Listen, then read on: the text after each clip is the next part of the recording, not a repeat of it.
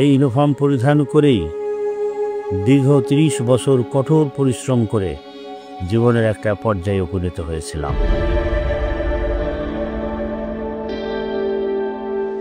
আমি আব্দুল বাতেন, বাংলাদেশ সেনাবাহিনীর কর্নেল পদবীর একজন অবসরপ্রাপ্ত কর্মকর্তা। আমি বাংলাদেশ সেনাবাহিনীতে দীর্ঘদিন কাজ করেছি। এই কাজের সুবাদে সেনাবাহিনী আমাকে অনেক কিছু শিখিয়েছে, জীবনকে অনেক কিছু দিয়েছে। আমি মনে করি একজন ব্যক্তির মধ্যে যদি শৃঙ্খলাবোধ থাকে, সততা থাকে, কাজ করার স্পৃহা থাকে, তার পক্ষে জীবনের যে কোনো লক্ষ্য অর্জন করা সম্ভব। আমার জন্মসাল 1953, জেলা হচ্ছে উত্তরবঙ্গের রংপুর জেলা, থানা পীরগাছা, গ্রামের নাম নটাবাড়ি। নটাবাড়ি গ্রামটা এত অনুন্নত ছিল, ছোটবেলায় যখন আমরা স্কুলে যেতাম, বাড়ি থেকে বের হয়ে জেলা বোর্ডের রাস্তায় যাওয়ার জন্য বিশেষ করে বর্ষাকালে কলার ভেলা অথবা নৌকার সহায়তা নিতে হতো। এই প্রত্যন্ত অঞ্চল থেকে যে লেখাপড়া করে অনেক স্ট্রাগল করে সামনে অগ্রসর হওয়া, তার পিছনে আমার বাবা মার, আমার বড় ভাইয়ের অনেক অবদান আছে। আমার মা লেখাপড়া জানতেন না, কিন্তু তিনি চাইতেন আমরা লেখাপড়া শিখে বড় হই, সামনে অগ্রসর হই। আমাদের সময় কিন্তু কোনো অভিভাবক বিশেষ করে বাবা মা স্কুলে কাউকে ভর্তি করাতো না। আমি যেমন আমার বড় ভাইয়ের হাত ধরে প্রতিষ্ঠানে গিয়েছি। প্রতিষ্ঠানের যিনি প্রধান করণিক ছিলেন, তিনি খাতায় নাম লিখে দিয়েছেন। তখন ওভাবে টাকা পয়সা দিতে হতো না, খাতায় নাম লিখে দিয়েছেন, যা আগামীকাল থেকে স্কুলে আসিও। এভাবেই শিক্ষা জীবনের শুরু হয়। প্রাইমারি পাস করার পর আমি আমার থানা সদরের উচ্চ বিদ্যালয়ে ভর্তি হই। সেটিও একটি ভালো প্রতিষ্ঠান ছিল। সেটিও আমার বাড়ি থেকে ছিল প্রায় 7-8 কিলোমিটার দূরে। সেখান থেকে 1968 সালে আমি ওই সময়ের জন্য ভালো ফলাফল করে এসএসসি পাস করি। তারপরে আমি উত্তরবঙ্গের ঐতিহ্যবাহী কলেজ রংপুর সরকারি কারমাইকেল কলেজে ভর্তি হই। সেখানে যে দেশের অনেক বরেণ্য শিক্ষকের সাক্ষাৎ মিলে। খুবই ভালো কলেজ ছিল, লেখাপড়ার মান খুব ভালো ছিল। সেখান থেকে 1970 সালে আমি এসএসসি পাস করি। আমারই এক শিক্ষকের পরামর্শে আমি রাজশাহী বিশ্ববিদ্যালয়ে উচ্চশিক্ষার জন্য যাই। তখন অনার্সের এত প্রচলন ছিল না। তখন অধিকাংশ ছেলেমেয়েরাই ডিগ্রি পড়তো, বিএ পড়তো। 2 বছরের কোর্স ছিল বিএ, কেননা বিএ পাস করেও তখন ইপিসিএস পরীক্ষায় অংশগ্রহণ করা যেত, ইস্ট পাকিস্তান সিভিল সার্ভিস পরীক্ষায় অংশগ্রহণ করা যেত। কিন্তু আমার এক শিক্ষকের পরামর্শে আমি যাই এবং রাজশাহী বিশ্ববিদ্যালয় থেকে আমি স্নাতক এবং স্নাতকোত্তর লাভ করে পরবর্তীকালে 1977 সালে বাংলাদেশ সেনাবাহিনীতে যোগদান করি। আমার লেখাপড়ার শেষ হয় 1976 সালের শেষের দিকে। লেখাপড়া শেষ করে আমি বিশ্রাম নিতে গ্রামের বাড়িতে না যেয়ে ঢাকা আসি। আমার কাছে স্কলারশিপের 600 টাকা ছিল। আমি ভাবলাম যদি গ্রামের বাড়িতে যাই তাহলে হয়তো এই টাকা পয়সাও খরচ হয়ে যাবে এবং গ্রামে হয়তো কোনো শিক্ষা প্রতিষ্ঠানে যোগদান করার সুযোগ সৃষ্টি হলে সেখানেই থেকে যেতে হবে। আমার ইচ্ছে ছিল বড় কিছু করার।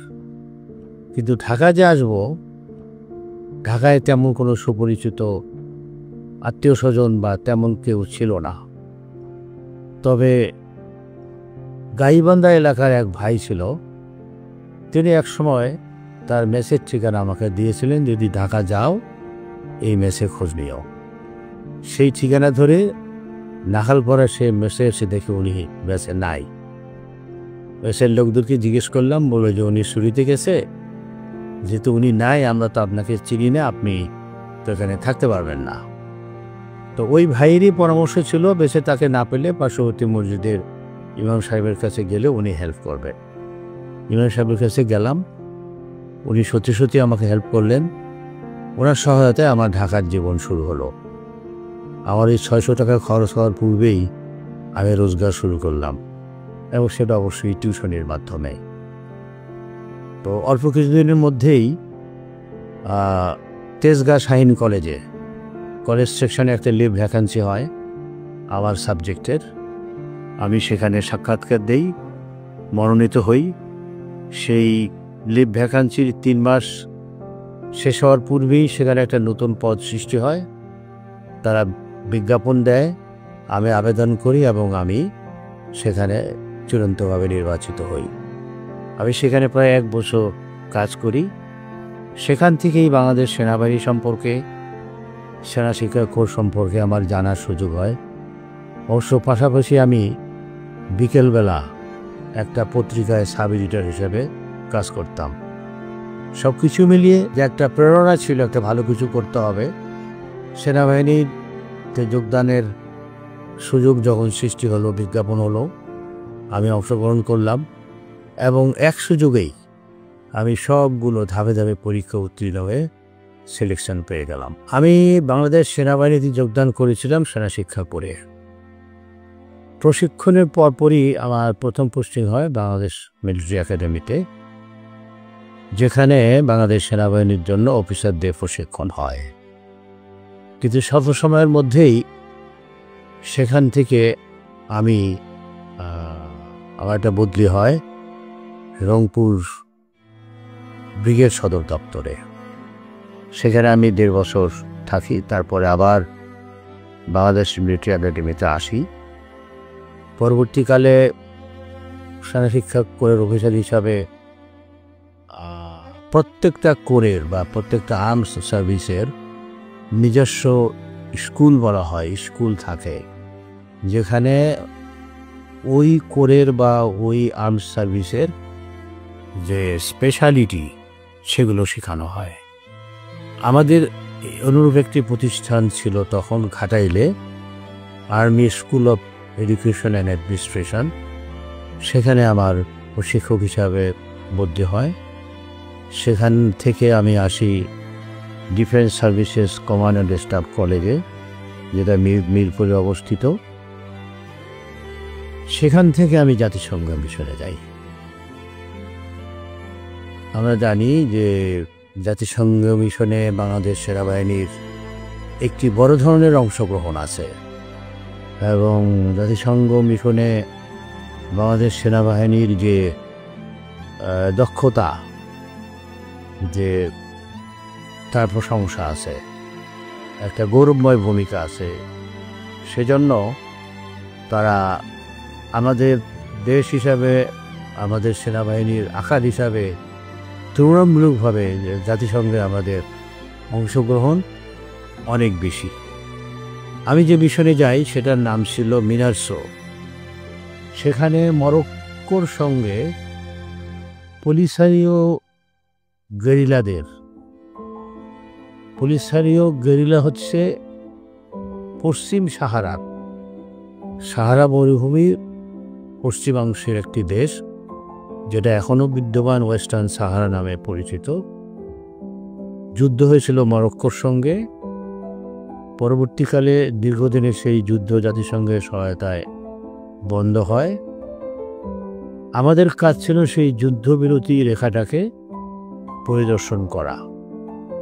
যুদ্ধবিরতির সময় কিছু শর্ত ছিল, যাতে সেই শর্তগুলো কেউ ভঙ্গ না করে, সেখানে যাতে নতুন করে অস্ত্র আনতে না পারে, কেউ যেন একে অপরের সীমানা অতিক্রম করতে না পারে।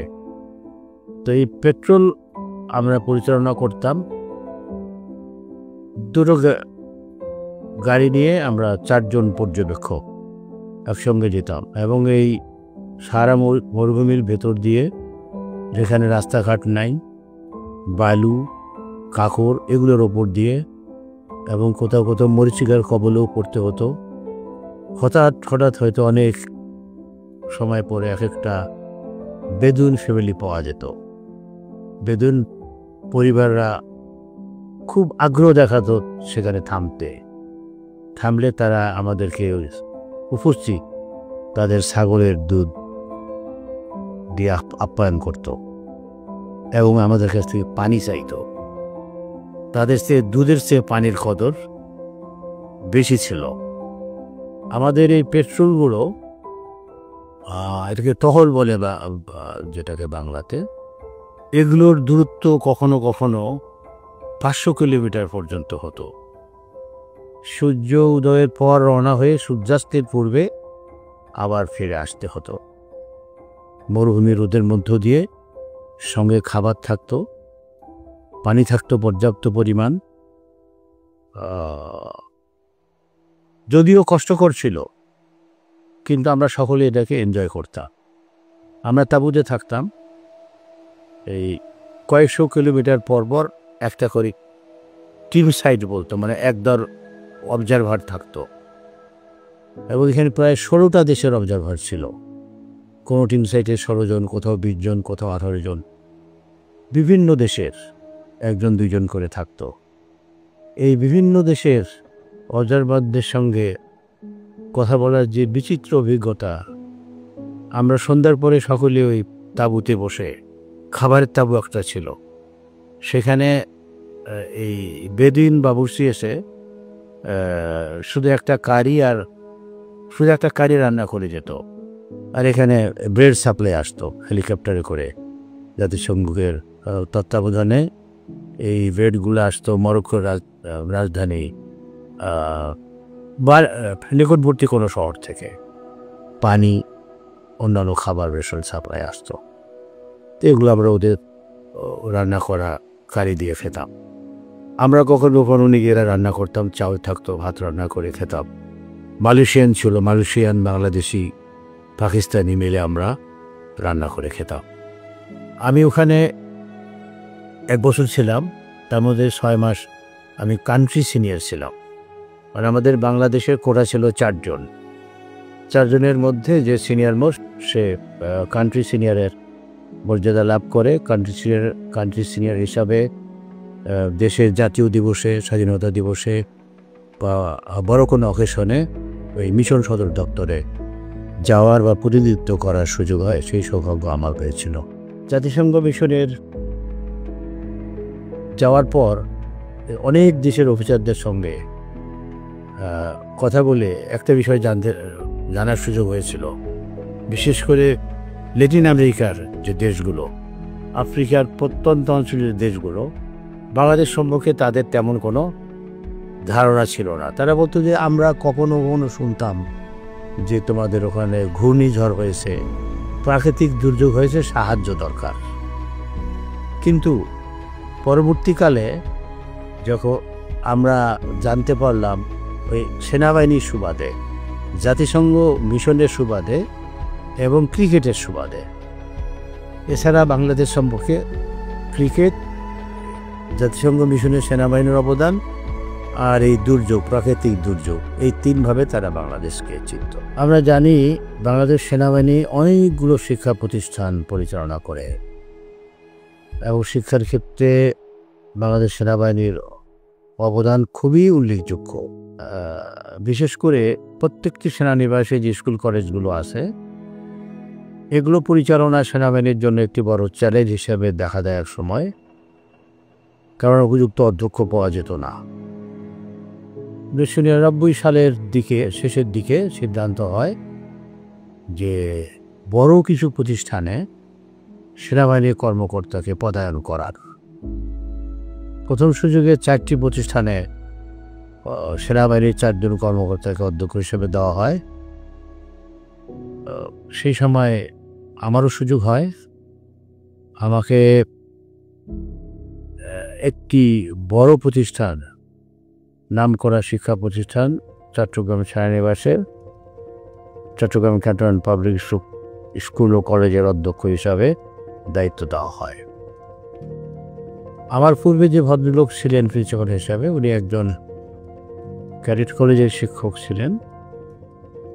তিনি প্রতিষ্ঠানটিকে ভালোভাবে দাঁড় করিয়েছিলেন, কিন্তু তিনি দীর্ঘদিন ছিলেন, প্রায় 25 বছর। শেষের দিকে তার শারীরিক অসুস্থতার কারণে বা যে কোনো কারণে হোক, প্রতিষ্ঠানটা একটু অগোছালো হয়ে গিয়েছিল। এটা এতটাই অগোছালো হয়ে গিয়েছিল, এরোবিটি নাম করা প্রতিষ্ঠানে আমি যেদিন প্রথম যোগদান করতে যাই, সেদিন মাঠে গরুকে ঘাস খেতে দেখেছি। একটি চমৎকার মাঠ ছিল, কিন্তু তার রক্ষণাবেক্ষণ ছিল না।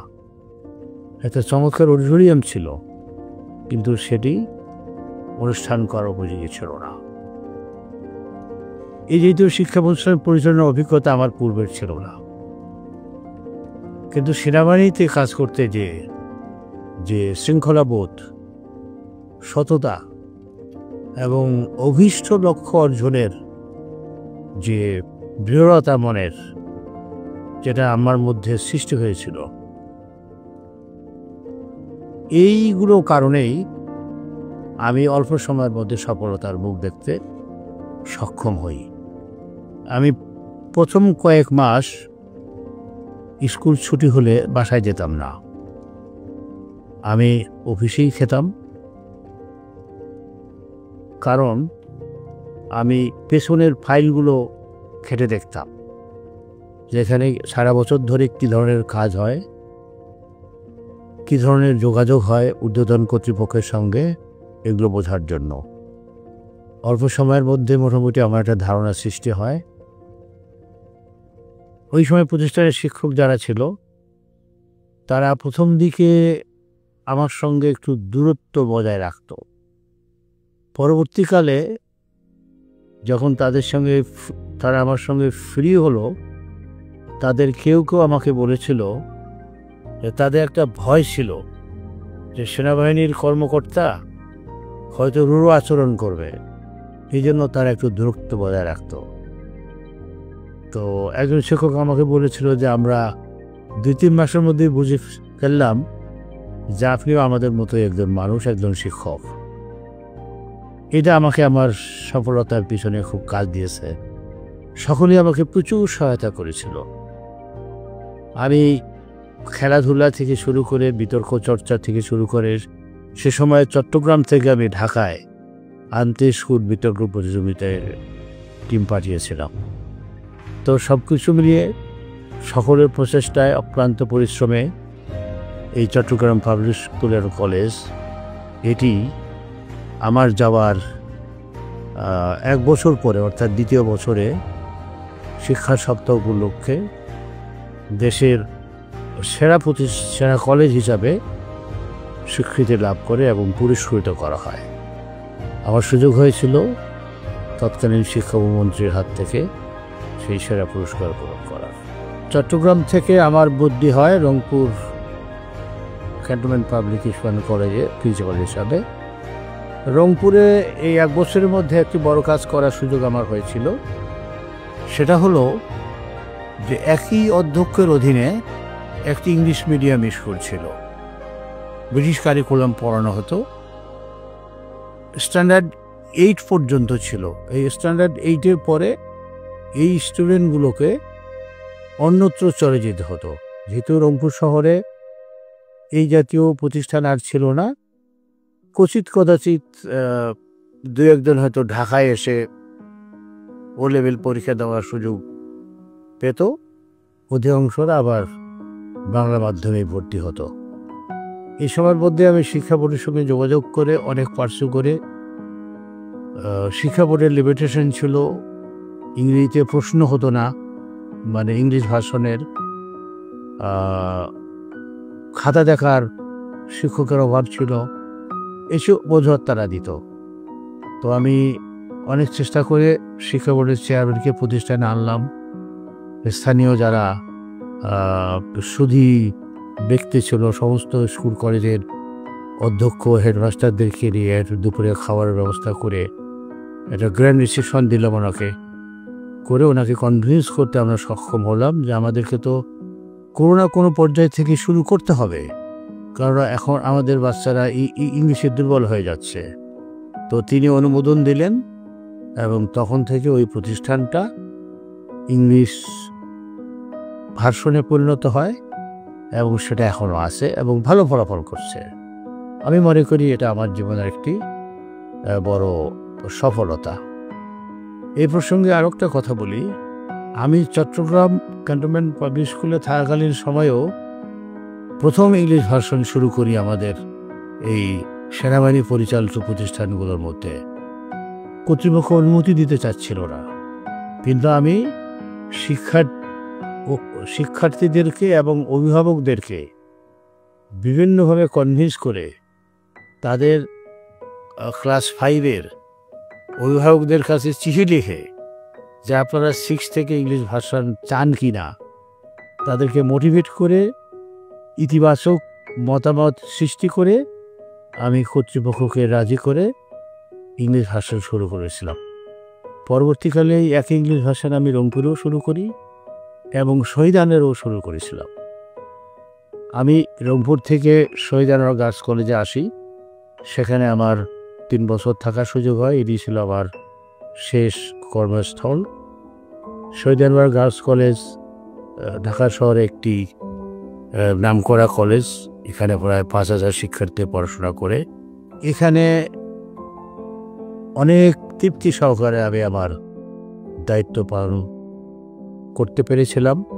এখানকার শিক্ষক, সেই অর্থে বলতে গেলে প্রত্যেকটা প্রতিষ্ঠানের শিক্ষকদের কাছ থেকে আমি যথেষ্ট সহায়তা পেয়েছিলাম। পূর্বের তুলনায় আমার চেষ্টার কারণে, সকলের সহযোগিতা পাওয়ার কারণে পূর্বের তুলনায় শহীদানবার গার্লস কলেজের ফলাফল ভালো হয়। আমি এখানে একটা কথা বলতে চাই যে আমি যেখানে গিয়েছি প্রত্যেকটা প্রতিষ্ঠানে আমি সহপাঠ কার্যক্রমকে খুবই গুরুত্ব দিতাম। ক্লাবগুলোকে আমি ফাংশনাল করেছিলাম। আমি প্রত্যেকটা প্রতিষ্ঠানে নিয়মিত ম্যাগাজিন প্রকাশ করতাম এবং সেখানে ছেলেমেয়েদের যে প্রতিভা সেগুলো দেখে নিজের আনন্দ লাগতো যে এদেরকে সুযোগ দিতে পারলে এরা জীবনে ভবিষ্যতে অনেক ভালো কিছু করতে পারবে। এই পত্রিকা প্রকাশ, সহপাঠ কার্যক্রম, বিতর্ক প্রতিযোগিতা করা এবং প্রত্যেকটা প্রতিষ্ঠান থেকে আমি জাতীয় পর্যায়ের বিতর্কে আমি টিম পাঠাতাম। ঝুঁকি হয়তো অনেক অভিভাবক মেয়েদেরকে পাঠাতে চাইতো না, তাদেরকে কনভিন্স করে টিমের সঙ্গে মহিলা শিক্ষক দিয়ে পুরুষ শিক্ষকের সমন্বয়ে টিম গঠন করে আমি ঢাকা পাঠাতাম বাংলাদেশ টেলিভিশনে অংশগ্রহণ করার জন্য।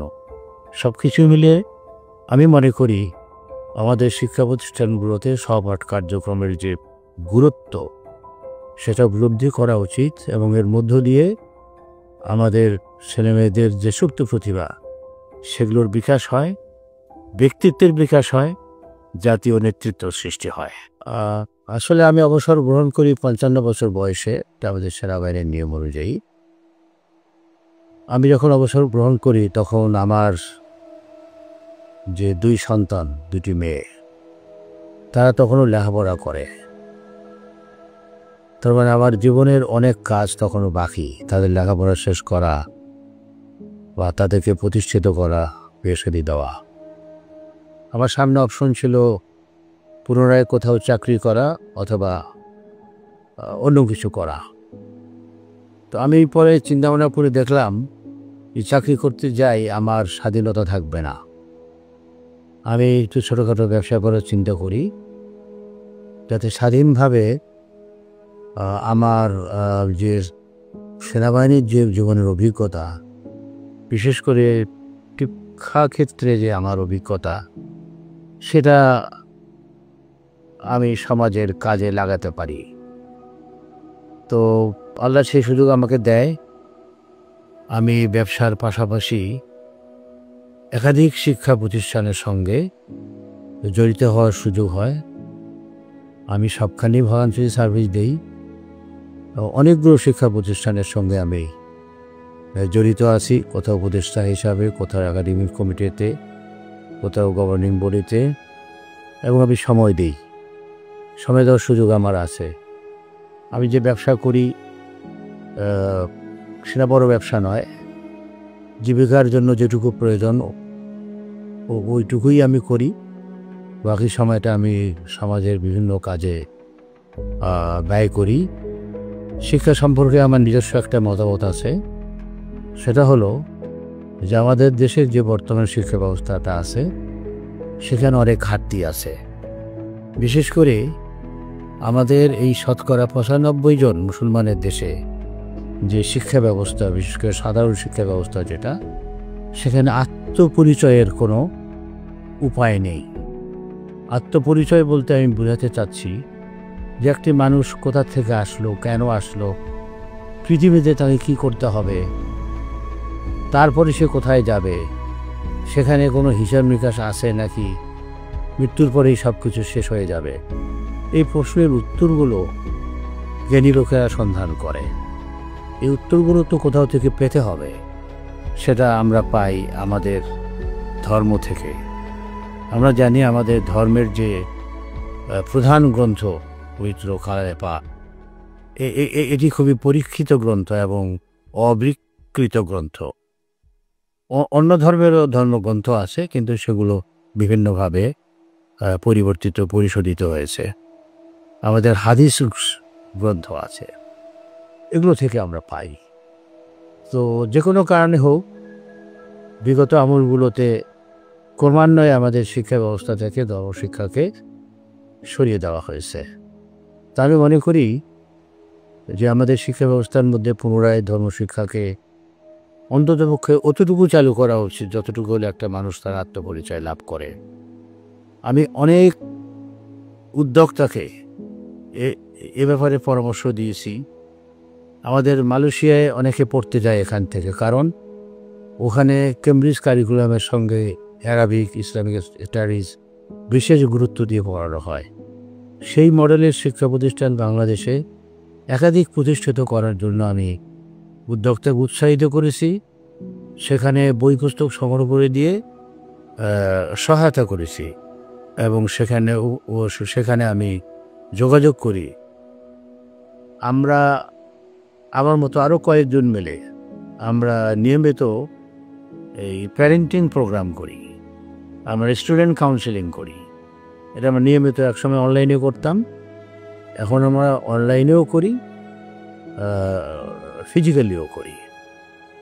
তো আমার শিক্ষার পিছনে আমি আমার জীবনের বাকি সময়টুকু আরও সময় দেব, শ্রম দেব। আমি শুরুতে বলেছিলাম যে আমি এমন একটি গ্রামে জন্মগ্রহণ করেছিলাম যার 3-4 কিলোমিটারের মধ্যে কোনো প্রাথমিক বিদ্যালয় ছিল না, যে কারণে আমার গ্রামটা এখনও অনুন্নত অবস্থায় আছে। আমার গ্রামের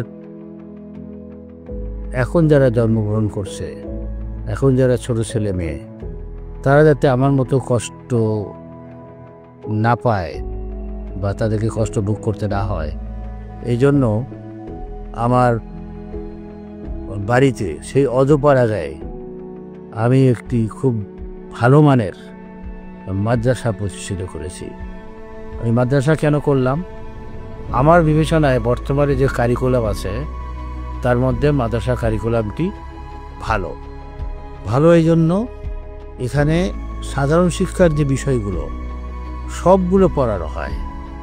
বাংলা, ইংরেজি, অঙ্ক, বিজ্ঞান থেকে শুরু করে সব পড়ানো হয়। এখান থেকে দাখিল বা আলিম পাস করে মাদ্রাসা পাস করা ছেলেমেয়েরা এখন সবগুলো সরকারি বিশ্ববিদ্যালয়ে ভর্তি হচ্ছে, মেডিকেল কলেজে ভর্তি হচ্ছে, অনেকে বুয়েটেও পড়ছে এবং তাদের পারফরমেন্স অনেক ভালো। কাজে আমি মনে করি এখানে তারা ধর্মীয় শিক্ষা পাচ্ছে, পাশাপাশি সাধারণ শিক্ষাও পাচ্ছে। এবং আমি মনে করি আমাদের দেশে সম্ভব হলে, যেহেতু সংখ্যাগরিষ্ঠ মুসলমানের দেশ, অন্য ধর্মের লোকদের ধর্মীয় শিক্ষা নিশ্চিত করে আমরা যদি এই ইন্টিগ্রেটেড একটা সিলেবাস, সমন্বিত একটা পাঠ্যক্রম চালু করতে পারি, যেখানে সমানভাবে গুরুত্ব দিয়ে ধর্মীয় শিক্ষাও দেওয়া হবে, সাধারণ শিক্ষাও দেওয়া হবে। আমরা চাই একজন ভালো মানুষ তৈরি করতে, একজন ভালো কর্মকর্তা তৈরি করতে, ভবিষ্যতের ভালো নেতৃত্ব তৈরি করতে। এটা আমার জীবনের স্বপ্ন। এই লক্ষ্যে আমি কাজ করব। আমি বাংলাদেশ সেনাবাহিনীতে কাজ করতে গিয়ে যে ন্যায় নিষ্ঠা, নিয়ম শৃঙ্খলা, নীতি নৈতিকতার শিক্ষা পেয়েছিলাম, আমার অবসর গ্রহণের পর আমার সামাজিক কাজ করার যে প্রবণতা ছিল, সেই প্রবণতার পরিপ্রেক্ষিতে আমি দেশের একজন সচেতন মানুষ হিসাবে বিভিন্ন রাজনৈতিক দলের সম্পর্কে জানার চেষ্টা করি। আমাদের ছাত্র জীবনে বামপন্থী রাজনীতির ব্যাপক উত্থান আমরা দেখেছিলাম, কিন্তু সময়ের ব্যবধানে সেটা স্তীমিত হয়ে গেছে। এখন যে রাজনৈতিক দলগুলো আছে আমাদের দেশে, কিছু সেগুলা রাজনৈতিক দল কিছু ইসলামপন্থী রাজনৈতিক দল, আমি এদের গঠনতন্ত্র বা এরা কি করতে চায় সেগুলো সম্পর্কে ধারণা নিতে যেয়ে আমি দেখলাম বাংলাদেশ জামাত ইসলামী একমাত্র দল যাদের একটি পরিপূর্ণ গঠনতন্ত্র আছে। তারা গঠনতন্ত্র অক্ষরে অক্ষরে অনুসরণ করে। তাদের নিজেদের ভেতরে যে গণতান্ত্রিক চর্চা সেটা খুবই নিয়মিত। প্রত্যেক বছর তাদের নিয়মিত কমিটি পরিবর্তন হয় এবং তাদের একটি ইন্টারনাল বিউটি আছে। তাদের মধ্যে একটা ভ্রাতৃত্ব বোধ আসে। তারা শুধু আদর্শের কথা বলে না, ব্যক্তিগত জীবনে তারা সেটাকে পালন করে। এখানে আমার একটা খুব ইন্টারেস্টিং অভিজ্ঞতার কথা তোমাকে বলি। যখন আমি এই বিষয়গুলো নিয়ে খোঁজখবর নেওয়া শুরু করলাম, এক ঐতিহাসিক কারণে জামাতকে বিভিন্নভাবে ট্যাগ করা হতো। জামাতের অন্যান্য দলগুলো বিভিন্নভাবে জামাতের বদনাম করত। ছাত্র জীবন থেকে আমার সমাজের প্রতি একটা দায়বোধ অনুভব করতাম। কর্মজীবনে আমি বিভিন্নভাবে সমাজের, বিশেষ করে আত্মীয় স্বজন, পাড়া প্রতিবেশী, তাদের উপকার করার চেষ্টা করেছি সাধ্যমতো আমার অফিসিয়াল ক্যাপাসিটি ব্যবহার করে, চাকরি বাকরি দিয়ে বা বিশেষ কোনো উপকার করে। সেই দায়বোধ থেকে অবসরের পর যেহেতু আমার হাতে সময় ছিল, আমার পড়াশোনা করার অভ্যাসও ছিল, আমি দেশের রাজনৈতিক দলগুলোর নিয়ে একটু জানার চেষ্টা করি। জানতে যেয়ে দেখলাম যে বাংলাদেশ জামাতে ইসলামী ছাড়া কোনো রাজনৈতিক দল তাদের গঠনতন্ত্র অনুযায়ী পরিচালিত হয় না। তারা মুখে গণতন্ত্রের কথা বলে, কিন্তু তাদের দলের মধ্যে কোনো গণতন্ত্রের চর্চা নাই। তারা মুখে যেটা বলে তাদের কাজে কর্মে সেটার প্রতিফলন দেখা যায় না। বাংলাদেশ জামাত ইসলামী একমাত্র ব্যতিক্রম যারা অক্ষরে অক্ষরে তাদের গঠনতন্ত্র পালন করে। তাদের মধ্যে তাদের যে নিজেদের ভেতরে যে ডেমোক্রেসি বা ইন্টারনাল ডেমোক্রেসি সেটা তারা রেগুলার চর্চা করে। নিয়মিত তাদের কমিটির পরিবর্তন হয়। যে ইসলামী ছাত্র শিবির প্রত্যেক বছর জানুয়ারির 1 তারিখে তাদের নতুন সভাপতি পায়। তো এই অভ্যন্তরীণ গণতন্ত্র চর্চার কারণে তাদের মধ্যে একটা শৃঙ্খলাবোধ সৃষ্টি হয়। জামাতকে নিয়ে চিন্তাভাবনা করতে যে দেখলাম সমাজে জামাত সম্পর্কে অনেক নেতিবাচক কথা আছে, কিন্তু যেসব লোক জামাত ইসলামী করে তাদের সঙ্গে মেলামেশা করতে যেয়ে দেখলাম তারা ব্যক্তিগতভাবে সবাই ভালো মানুষ। সমাজে কেউ তাদের নিন্দা করে না। তারা স্বল্প আয়ের হোক অধিক আয়ের হোক, তারা সাধ্যমতো দান খয়রাত করে, মানুষের উপকার করে। কিন্তু যখন দলটির প্রসঙ্গ আসে তখন দলটি সম্পর্কে নেতিবাচক কথা শোনা যায়। সেটা নিয়েও আমি পড়াশোনা করলাম। পড়াশোনা করে উপলব্ধি করলাম যে এটার মধ্যে রাজনীতি আছে, রাজনৈতিক অপপ্রচার আছে। কাজেই সব কিছু বুঝে শুনে আমি বাংলাদেশ জামাত ইসলামীকে জানার চেষ্টা করি, গভীরভাবে বোঝার চেষ্টা করি, এবং সেই সুবাদেই বাংলাদেশ জামাত ইসলামীতে আমার যোগদান করা এবং জামাত ইসলামীর মনোনয়ন নিয়ে আমি তাদের সঙ্গে মিশে তাদের যে নেতৃত্বের সততা, দক্ষতা, দেশ এবং জাতির প্রতি তাদের যে কমিটমেন্টের সততা, তাদের সঙ্গে যোগ দিয়ে আমি সমাজের জন্য, দেশের জন্য, জাতীয় জীবনের বৃহত্তর ক্ষেত্রে আমার সেনাবাহিনীর জীবনের অভিজ্ঞতার আলোকে আমি কিছু সেবা দিতে চাই। সেজন্য আমার এই রাজনীতিতে আসা।